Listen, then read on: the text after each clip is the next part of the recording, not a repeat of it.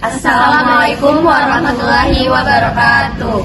Perkenalkan, kami dari kelompok 6 ingin mempresentasikan hasil analisis kinerja keuangan PT Unilever Indonesia Tbk periode 2021 sampai 2025 melalui pendekatan rasio keuangan. Sebelumnya, perkenalkan, saya Indah Francisca, saya Asyifa Mulia, Saya Najwa Rahmasari Ajahra. Saya Naswa Nur Azza. Saya Zahra Damayanti. Analisis kinerja keuangan. Perusahaan sektor barang konsumsi memiliki peran penting dalam memenuhi kebutuhan masyarakat, sehingga perlu menjaga kinerja keuangan agar tetap kompetitif. PT Unilever Indonesia Tbk dipilih sebagai objek penelitian karena merupakan perusahaan barang konsumsi terkemuka yang memiliki aktivitas operasional besar dan laporan keuangan yang lengkap.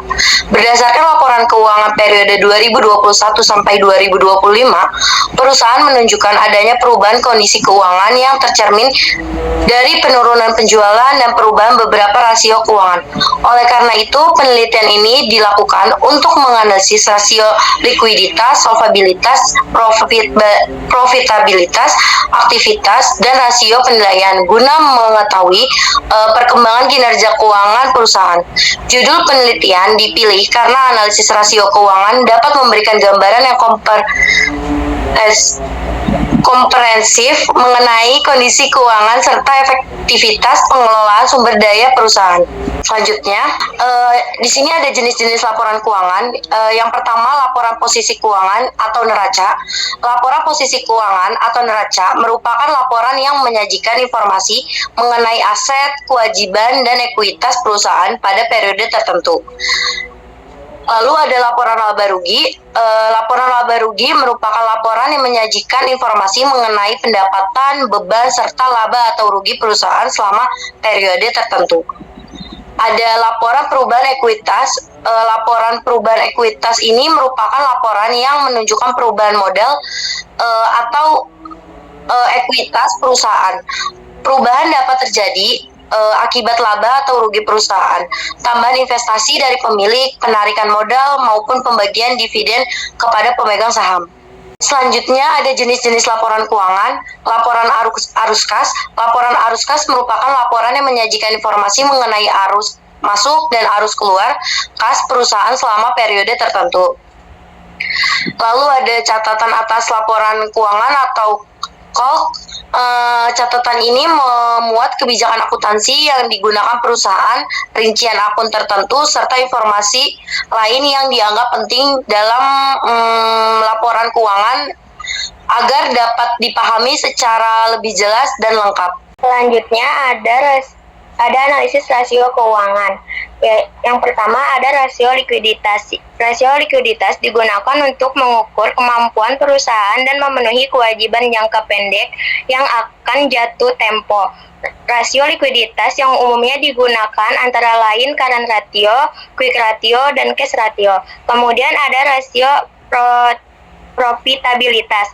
Rasio profitabilitas digunakan untuk menilai kemampuan perusahaan dalam menghasilkan laba selama periode tertentu. Rasio profitabilitas yang umum digunakan meliputi return of asset atau ROA, return on equity atau ROE, dan net profit margin atau NPM. Kemudian ada rasio solvabilitas. Rasio solvabilitas digunakan untuk mengukur kemampuan perusahaan dalam memenuhi kewajiban jangka panjangnya. Rasio solvabilitas yang umumnya digunakan meliputi debt to asset ratio atau DAR dan debt to equity ratio atau DER. Times instant earned atau T, fixed change coverage atau FCC. Kemudian ada rasio aktivitas. Rasio aktivitas digunakan untuk mengukur tingkat efisiensi perusahaan dalam menggunakan aset yang dimiliki untuk mendukung kegiatan operasional perusahaan.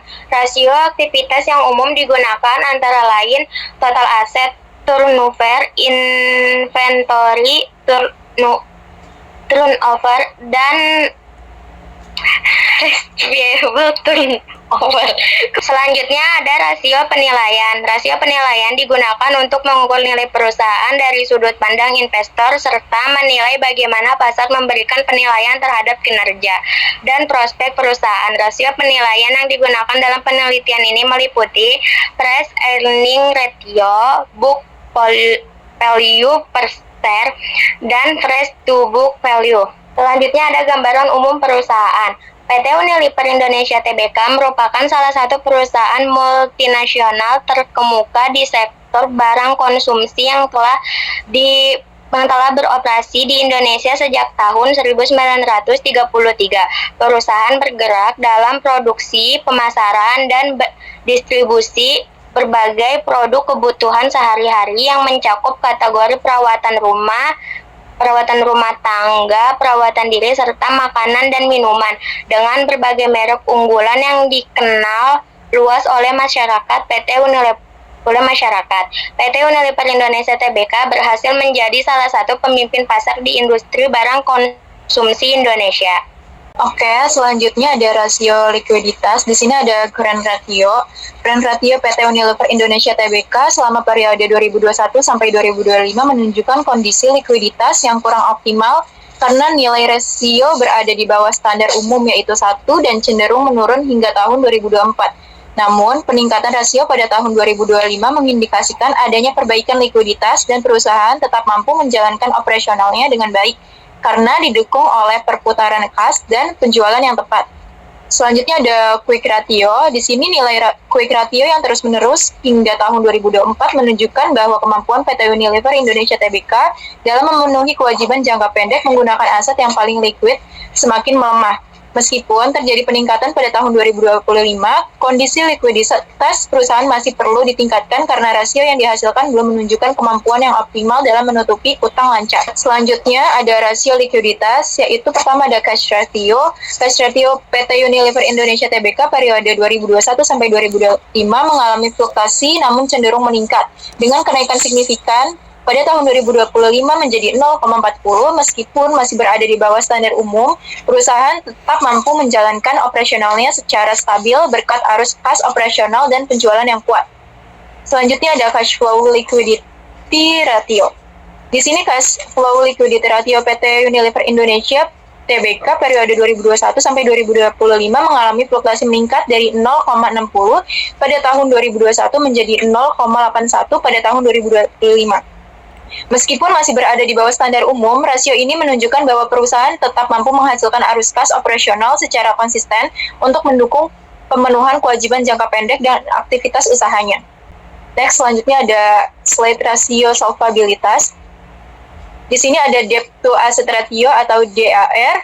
Di sini selama periode 2021 sampai 2025, DAR PT Unilever Indonesia Tbk menunjukkan tren meningkat hingga tahun 2024 yang mencerminkan tingginya penggunaan utang dalam pembiayaan aset. Pada tahun 2025, rasio mengalami penurunan sehingga mengindikasikan adanya perbaikan struktur modal meskipun tingkat utang perusahaan masih relatif tinggi. Selanjutnya ada debt to equity ratio atau DER.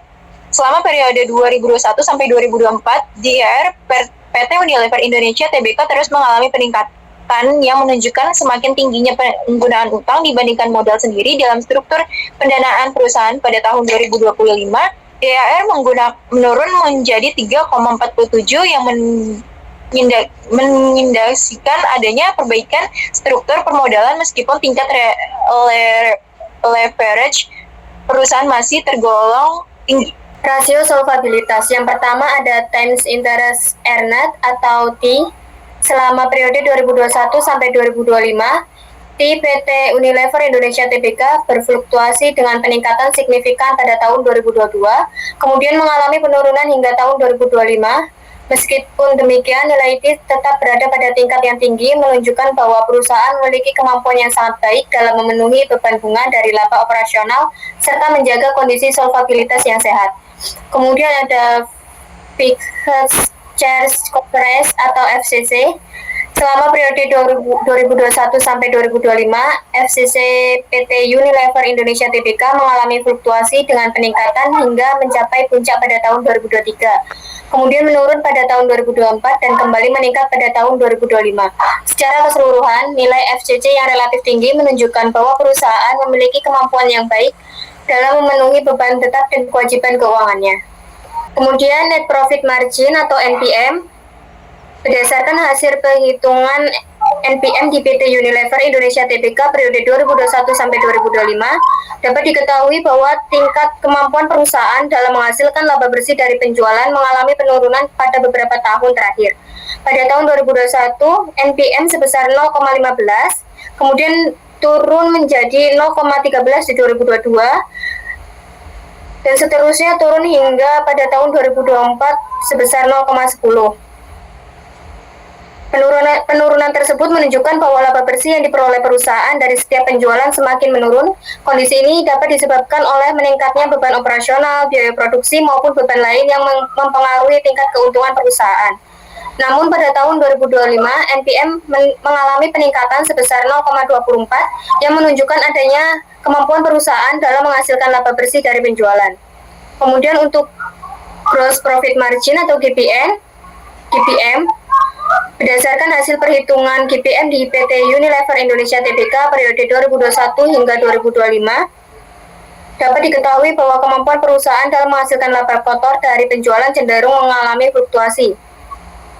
Pada tahun 2021 nilai GPM sebesar 0,50, kemudian turun menjadi 0,46 pada tahun 2022. Penurunan tersebut menunjukkan bahwa laba kotor yang diperoleh perusahaan dari aktivitas penjualan mengalami penurunan yang dapat disebabkan oleh meningkatnya harga pokok penjualan atau biaya produksi perusahaan. Pada tahun 2023, nilai GPM kembali meningkat menjadi 0,50 yang menunjukkan adanya perbaikan kemampuan perusahaan dalam mengendalikan biaya produksi, sehingga laba kotor yang dihasilkan meningkat. Namun pada tahun 2024, GPM kembali menurun sebesar 0,41. Kemudian pada tahun 2025, GPM meningkat menjadi 0,47.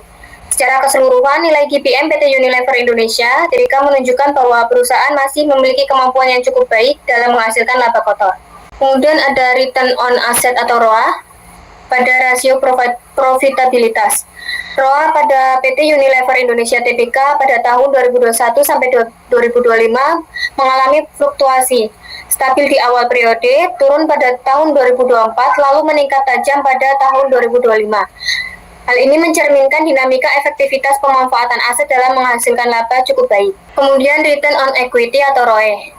ROE pada PT Unilever Indonesia Tbk periode 2021 sampai 2025 menunjukkan tren menurun sebelum akhirnya pulih kembali. Nilai ROE turun bertahap dari 0,15 tahun 2021 menjadi 0,09 tahun 2024, mencerminkan penurunan efektivitas dalam menghasilkan laba dari modal sendiri. Namun pada tahun 2025, ROE meningkat tajam ke 0,20 menandakan perbaikan efisiensi penggunaan ekuitas. Selanjutnya ada rasio aktivitas. Yang pertama ada perputaran piutang. Perputaran piutang PT Unilever Indonesia Tbk periode 2021-2025 terus meningkat dari 7,87 kali menjadi 15,50 kali. Hal ini menunjukkan aktivitas perusahaan dalam menagih piutang semakin baik, sehingga piutang lebih cepat dikonversi menjadi kas dan mendukung kelancaran arus kas serta operasional. Yang selanjutnya ada perputaran persediaan. Perputaran persediaan PT Unilever Indonesia Tbk periode 2021 sampai 2025 mengalami fluktuasi dengan kecenderungan menurun. Dari 8,10 kali di tahun 2021 naik ke 8,72 kali di tahun 2022. Lalu turun bertahap hingga 6,83 kali di tahun 2025. Penurunan ini menunjukkan persediaan membutuhkan waktu lebih lama untuk terjual, mencerminkan menurunnya efektivitas pengelolaan persediaan meskipun operasional tetap terjaga. Selanjutnya ada rasio aktivitas. Yang pertama, perputaran aktiva tetap. Perputaran aktiva tetap PT Unilever Indonesia Tbk periode 21 sampai 25 sempat naik dari 3,91 kali di tahun 2021 menjadi 4,32 kali di tahun 2022. Namun kemudian menurun bertahap hingga 3,15 kali di tahun 2025. Penurunan ini menunjukkan efektivitas pemanfaatan aktiva tetap untuk menghasilkan penjualan semakin melemah, meski perusahaan masih mampu mendukung operasional dengan cukup baik. Selanjutnya, perputaran total aktiva. Perputaran total aktiva Unilever Indonesia di tahun 2021 sampai 2025 fluktuatif, meningkat hingga 2023 lalu menurun tajam di 2024 sampai 2025. Mencerminkan penurunan efektivitas penggunaan aset dalam menghasilkan penjualan. Selanjutnya ada rasio penilaian. Yang pertama itu price earnings ratio atau PER. PER meningkat dari 27,22 kali di tahun 2021 ke puncak 33,33 kali di tahun 2022. Sini mencerminkan optimisme investor. Namun sejak 2023 hingga 2025 terus menurun, menandakan valuasi pasar terhadap laba perusahaan semakin rendah. Yang selanjutnya ada book value per share. BVPS PT Unilever Indonesia TBK periode 21 sampai 25 menunjukkan tren menurun berturut-turut dari 56,64 di tahun 2021 hingga 28,17 di tahun 2024, mencerminkan berkurangnya nilai buku per saham bagi pemegang saham. Namun pada tahun 2025 BVPS meningkat signifikan menjadi 58,65, menandakan adanya perbaikan nilai ekuitas perusahaan per saham. Yang terakhir ada price book value atau PBV. PBV PT Unilever Indonesia TBK periode 2021 sampai 2025 sempat meningkat dari 72,56 kali di tahun 2021 ke puncak 89,71 kali di tahun 2022, mencerminkan optimisme pasar terhadap nilai perusahaan. Namun sejak 2023 hingga 2025 terus menurun, menunjukkan harga pasar saham relatif semakin rendah dibandingkan nilai bukunya. Poin kunci dan kesimpulan. Likuiditas dan solvabilitas. Kondisi likuiditas di sini belum stabil meskipun membaik di 2025, sementara perusahaan masih bergantung pada utang untuk pembiayaan aset. Untuk profitabilitas dan aktivitas, profitabilitas menurun akibat tekanan penjualan dan persaingan, sedangkan aktivitas menunjukkan pengelolaan piutang baik maupun efektivitas persediaan dan aset menurun. Selanjutnya penilaian pasar dan investor. Rasio penilaian untuk PER, PBV dan BVPS berfluktuasi dengan puncak optimisme di tahun 2022 lalu menurun hingga 2025, mencerminkan menurunnya kepercayaan investor meski ada perbaikan nilai buku di akhir periode. Sekian presentasi dari kelompok kami, kurang lebihnya mohon maaf. Wassalamualaikum warahmatullahi wabarakatuh.